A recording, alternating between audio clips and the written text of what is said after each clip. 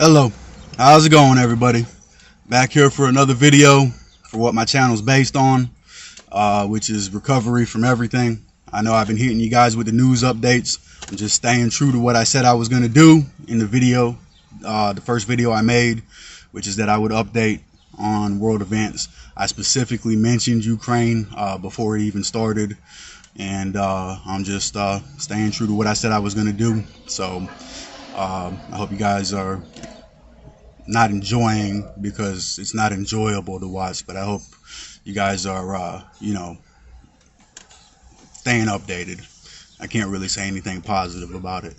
But anyways, what this video about today is, why can't the addict in your life just stop? Why can't he just stop? Why can't she just stop?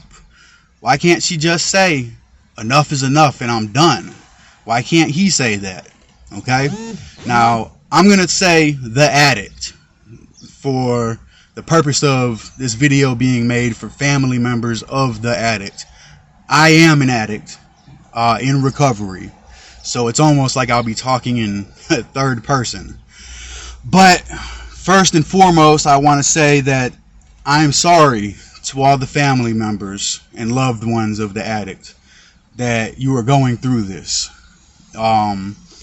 That you knew a person that you loved and cared about, and they loved and cared about you, and you've had to witness this change in them.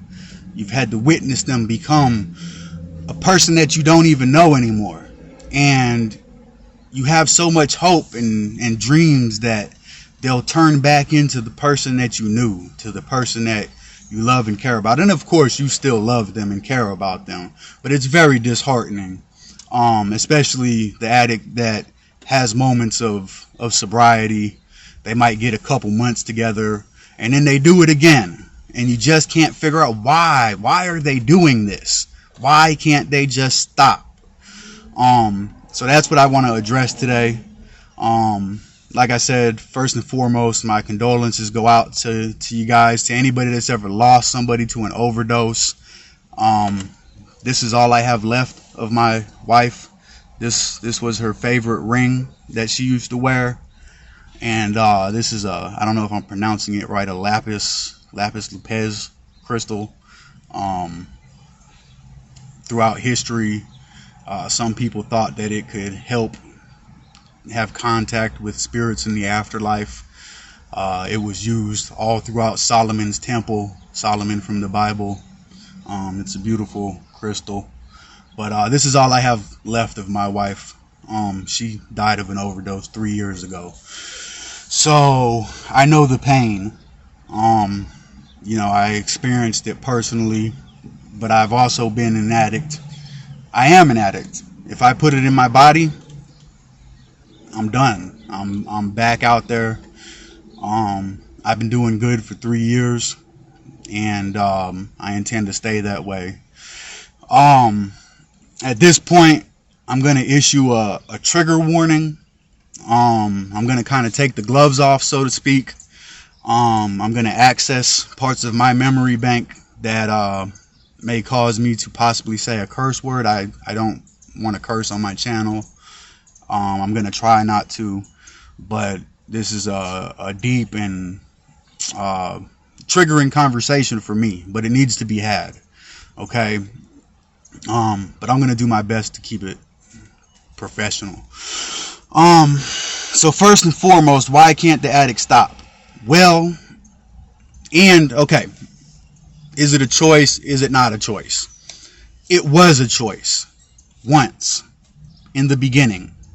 The first time that the addict tried drugs or alcohol, that was a choice that they made. 75% of addicts are predisposed to addiction through their genetics. This has been proven. It's in the DNA. It's in the genes.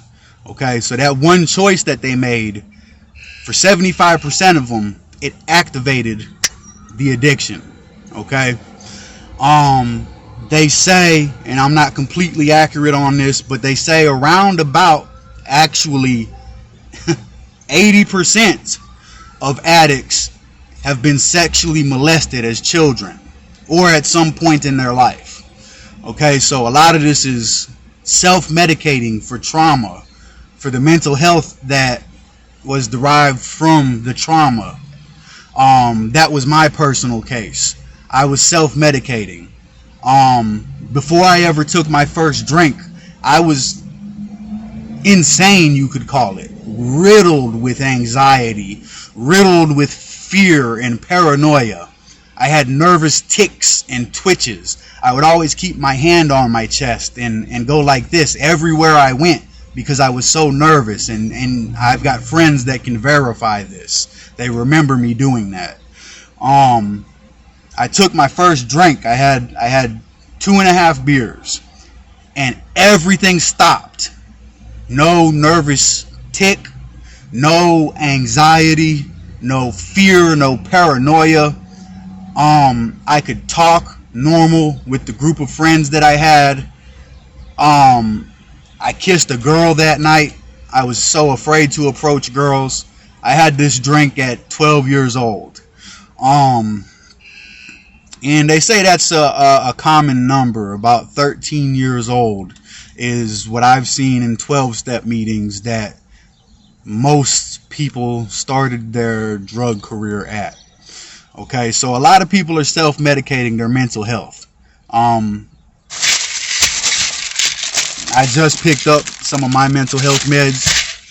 I'm on 10 medications for mental health, and I need them to keep myself balanced. I have 6 mental health diagnoses. I didn't know that. I knew something was wrong with me, but I didn't know that. Okay, but this is how I want to explain this to you. This is the best way that I can explain what the addict goes through after they make the choice to use. Okay, and not everybody was predisposed. Sometimes after multiple uses, it still alters the brain. Addiction radically alters the brain. Okay, so this is how I want to describe it to you. This is the best way that I can get you to understand what the addict is going through and what the addict is thinking. Okay, I want you to remember the hungriest you've ever been in your life. Some of you may have never been hungry. Some of you might have had great families and great childhoods, and even your addict had a great family and childhood. But so you might really not know what hunger really feels like. Some of you can definitely relate. So if you don't have children, okay, I want you to just imagine the hungriest that you've ever been in your life. What that felt like, okay? How bad you needed to eat, and how you were willing to do whatever you had to do to hurry up and go eat, and it took precedence over everything else in your mind. Okay? If you have children, I want you to imagine, and hopefully you've never been through this, but I want you to imagine having no food, you being starving, and your children being starving. Okay? And what state of mind you would be in if your children were starving and you were starving. What would you do to make sure that your children got food? Okay? You know, you would probably, if you didn't have any money, you would probably borrow some money to get the food. Okay? But this hunger that you feel, it never stops. Okay? You might eat, and for 2 hours, you're not starving. And then within 2 hours' time, you're starving again. Your kids are starving again.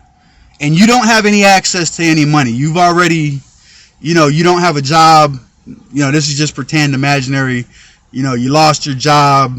You lost everything, and you can't get a job. You're unemployable. Okay, but you're starving. Your children are starving. Okay, so you'd probably borrow money. You'd probably borrow money quite a bit. But this starving never goes away. Eventually, people would stop loaning you money because you can't pay them back. because you have no access to cash. Everything that you get has to go towards this starving feeling that you have. Okay? Your children are starving. You're starving. You can't get any more money. Nobody will loan you money. Well, what are you going to do? You gotta eat. You're starving. Well, you would probably go to the grocery store and steal some food when push came to shove. Okay? There's a story about a plane that crashed in the mountains, and the people were starving, and to survive, they ate the dead bodies.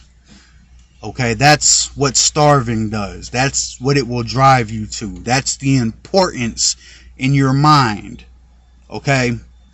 Now, this is what the addict feels for drugs. It takes precedent over food. It takes precedent over everything. It's scientifically proven, and I'm going to put a link in the description that shows you this. The brain gets rewired. The cerebral cortex gets reconfigured.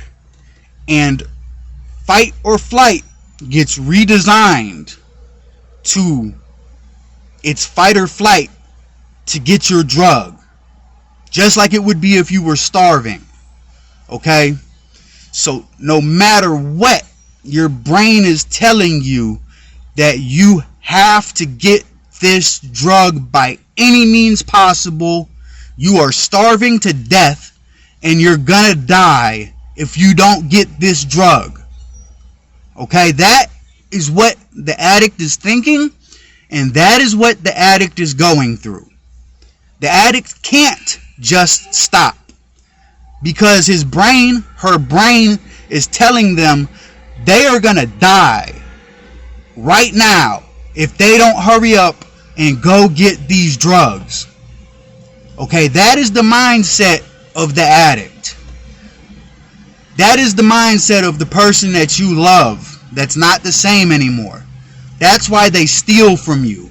That's why they commit crimes. That's why they lie to you for any reason they can think up to get money out of you. Okay, this is what has happened to the addict in your life, the person that you love. Their brain has changed, and their survival mechanisms have been switched to take precedence of drugs over food and water. It is survival for the addict in their mind. It's a terrible place to be. I've been there. I was a needle junkie at the end. Anything that I could stick in my syringe, I would stick in my veins and put in my body. One time I was so messed up, somehow I put candle wax in my needle and shot it up. A little bit of it somehow. It got through the needle and it got in my veins. I got an infection. My arm crimped up like this, and I had to go to the hospital. I was on IV antibiotics for 2 weeks. The infection wasn't going away. They had to use the biggest and baddest antibiotics to get it to go away. During that time, you would think going through that would be a wake-up call, right? Reality, it's time to stop using drugs. No. I was going to die if I didn't get drugs. I had my girlfriend bring me a needle and drugs, and I was shooting up in the hospital while I was on the IV antibiotics, fighting for my life. And I didn't even know it, because fighting for my life in my brain meant getting drugs. It's really that serious. Imagine starving to death and what you would do to get food. And if you had kids, what you would do to feed your children. That's what the addict does for drugs. That's how the addict feels about drugs in their mind. I can't stress this enough. That is what it is. They cannot just stop. They can't. No moral appeal, no emotional appeal can get through to them. Does the addict like being this way? Absolutely not. We hate ourselves. We want to stop so bad. So bad we want to stop. But we can't, because our brain is telling us we're going to die if we don't get more drugs. I don't think that this could be stressed enough, and I don't know if anybody's ever talked about it or explained it this way. But this needs to be heard by all the family members and loved ones of addicts. This is what happened to your loved one. This is what they are going through. They're not them anymore. They're like the Walking Dead. They're zombies. Their brain has been taken over. They're zombies that don't eat bodies. They just eat drugs. They go wherever they go with a one-track mind. Drugs, drugs, drugs, drugs, drugs. That's all you can think about. That's all you care about. And you feel like if you don't get them, you're going to die. I didn't curse. Good job. What can be done? The addict needs to be institutionalized. Okay? The addict needs to be taken out of their environment. They need a detox, and a detox is not long enough. They need a detox, and then they need to go to a rehab for at least 28 days. I recommend a year rehab. Okay? I've been to 30 detoxes. I've been to 6 28-day programs. Okay? I've had over a year clean a few times. And for me, it was my mental health that kicked in. I got stuck in a panic attack for days on end, and I couldn't take it, and I self-medicated. These cravings come out of nowhere. It kicks back on after 2 or 3 months, and you feel like you're going to die again if you don't get drugs. And you lose all your impulse control. And they relapse. And that's what's happening to your addict, to your loved one. They need to be institutionalized. They need rehab. They need a 28-day program. They need a year program is what I would really recommend. Nothing else can convince them. Nothing else. Their children, their mother, their father, their sister, their brother, their cousins, their girlfriend, their boyfriend. Nothing can convince them. They can't think about anything but drugs. And it's terrible. It's terrible. I wanted to stop so bad. I hated myself so much. But I had to do whatever I had to do to go get that stuff. Because I was freaking dying, I thought. Not to mention, if you're on opiates, you have physical withdrawals from it. Your whole body hurts. Your spine feels like it's broken. You get diarrhea immediately. You throw up. You start sweating profusely, even when it's cold. It's like the flu times 20. Okay? People that say it's like a flu does not do it justice. It's like flu symptoms times 20. Okay? The best thing that you can do for your addict, for your loved one, is stop enabling them. Don't give them any more money. Stop saving their butt. If they go to jail, addicts are going to hate me for this one. Do not bond them out. They need all the clean time they can get. They need all the time to dry out they can get. Let them sit in there. Give them some time to think about what they're doing in their life. Let them be scared. Let them be scared somebody's going to beat them up and take their food. Let them realize my addiction is causing me to suffer.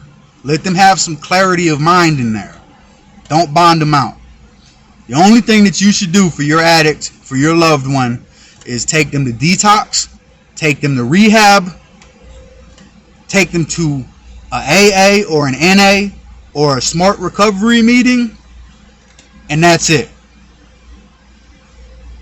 Don't do anything else. Okay, if you are helping them financially, maybe you have enough money to help them with their rent to get on their feet, you need to randomly drug test them. And if they fail that drug test, stop paying their rent. Let them be homeless. Okay? I was homeless for a while. I needed to be homeless. I needed to sleep on a blanket and nothing else in the woods with bugs crawling all over me. It took what it took. The addict has to hit their bottom. They have to hit their personal rock bottom to where that they can no longer withstand the suffering. And something clicks. And they get the desire to fight this thing in their brain that's telling them they're going to die if they don't get drugs. And if you rob them of that, if you help them, if you enable them, they'll never get there. They will keep using you and sucking you dry for as long as they possibly can. They can't change. It's not that they don't want to change. I used to tell my mother I was going to quit doing drugs, and I meant it. I really meant it in my heart. I believed it. I couldn't. I loved my grandfather very much. I looked up to him. That didn't stop me from stealing his pain pills. That didn't stop me from when he was in Hope Hospice on his deathbed from shooting up in the bathroom in the very same room that he was in and crying about it while I was doing it, because I was so ashamed of myself and disgusted that I was in there doing that while he was over there dying. But I couldn't stop. I couldn't help it. We can't just stop. That's why we can't just stop. Our brain has been hijacked. Our survival mechanisms have been turned against us. Everything that you would do, starving to death, with no money and no way to get money and nobody to help you, no food banks, no nothing, that's what the addict has to do for drugs. Everything that you would do to stop your kids from starving to death, that's how the addict feels about drugs. And it's the realest feeling ever. It's terrible. Okay? The only advice that I have, I will repeat myself, do not enable your loved one, your addict. Okay? You should only be doing a few things. Taking them to detox, rehab, AA, NA, smart recovery, church, whatever religion they go to. You should never give them money for anything at all. If they say they need food and you want to help them, you buy them food and you don't give them the receipt for anything, because they will go return it on the receipt and take that money to get drugs. The addicts are going to hate me right now. I'm telling everything. But this is what it takes for the addict to get better. The ones that are in active addiction don't realize that I'm actually trying to help you right now. I'm really trying to help you. They can't just stop. And no matter what you say, no matter how much you cry in front of them, no matter how much you beg them, it's not that they don't love you. They still love you. They're lost. They're literally drug zombies. One track mind. Okay? So I wanted to clarify that. I'm going to put a link in the description, and with the scientific data that backs up what I'm saying. I just explained it in layman's terms so you guys could understand this. Okay? Don't enable your addict. They made one choice originally. It's no longer a choice anymore. It is not a choice for them to just stop. They cannot stop on their own. It's not a choice anymore. It may have been a choice a long time ago. It's no longer a choice. Okay? They need help. They need help that they cannot give to themselves. I could not help myself by myself. I repeat, it took me 30 7-day detoxes and 6 28-day programs. Also, prison and jail numerous times. Not to mention 5 times being hospitalized on IV antibiotics for infections I got from shooting up. Not to mention being Baker acted 10 times for being suicidal. Okay? I'm very lucky I didn't overdose. If you stop enabling your addict and they do something to go to jail, it's not your fault. Okay? Jail is one of the safest places the addict can be.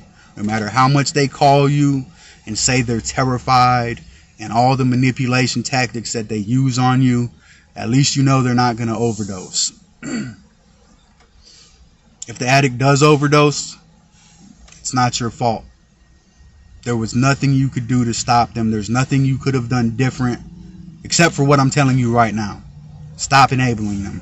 I know a mother that I told her, stop giving your son money. Please stop giving your son money. He's going to die. She gave him $40. They found him dead in her bathroom. He overdosed and died with the $40 that she gave him. After I warned her to stop doing it, I told her this is going to happen. Stop giving your addict money. Stop. Okay? We are sick people, us addicts. And we need a lot of help. We need a lot of love. Okay? Anybody that's been an addict for more than a couple years has definitely been traumatized. Females, women that are addicts, oh my God. They go through a totally different experience than men go through. They've went through some trauma. Sexual trauma. Most of them. I can't begin to even imagine what it would have been like to be a female. Some men do prostitute themselves also. Not all men do it. Not all women do it. Most women had to resort to that. So you have no idea what the addict's been through, trying to survive and not die, thinking that they need drugs instead of food. I'm going to go ahead and wrap this up. This was an emotional video for me. I didn't curse. I did a good job. But that's what your addict is going through. That's why you can't get through to them. Don't give them money. Only take them to detox, rehab, AA meetings, NA meetings, Smart Recovery Church. Anything that you do buy them that they say they need, buy it with them in person and do not give them the receipt. Do not give them the receipt. They will take it back and return it. Okay? Never give them any cash. Never send them any money on Cash App or anything. I don't care what they say. Do not do it. You might give them the cash that kills them. I saw it happen. I know over 30 people that I have shook their hand or hugged in person that have died from this disease. Including the woman I loved, that I have 2 children from, that I'm raising by myself now. 2 little girls that don't have a mother. Okay? I hope you guys understand a little better now. It's exactly the way I just said it is. Exactly the way I said it is. I'm going to put the link in the description so you can see the scientific proof. I knew this way before science caught up to it. I felt it within myself. I pray for you guys. Like I said, my heart goes out to you. I know how painful it is to watch somebody you love turn into somebody you don't know anymore. You have to let them hit their rock bottom. Helping them is only hurting them. Alright? Love all you guys. Happy healing to everybody. This was a difficult video for me to make, but it needed to be said. And I hope this helps somebody. Alright?